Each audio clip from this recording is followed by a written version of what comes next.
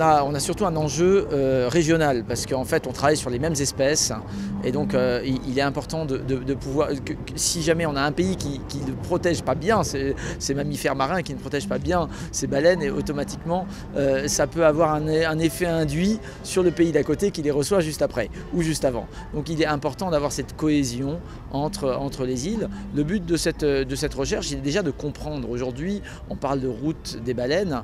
On sait, de par les travaux scientifiques qui ont été faits, qu'il y a des échanges entre les zones, mais on a besoin d'étudier beaucoup plus, d'avoir des choses plus précises. Si aujourd'hui vous me dites, est-ce que les baleines, elles viennent d'abord à La Réunion et après à Madagascar, personne ne peut le dire.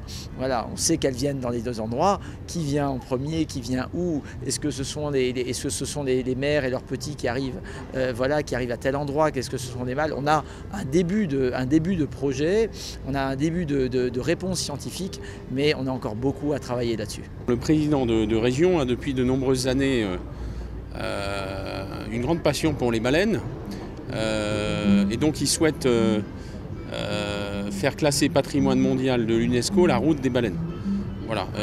Nous sommes une association de droit malgache qui protège les mammifères marins. Donc, vous savez que les baleines à bosse migrent dans les eaux de Madagascar et de La Réunion chaque année.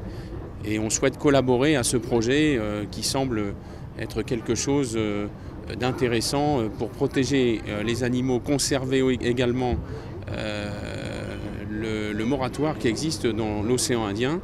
Voilà, et puis profiter de ce formidable patrimoine pour développer ce qu'on appelle de l'écotourisme. Il y a un gros travail qui a déjà été engagé pour la reconnaissance du chemin des baleines dans l'océan Indien.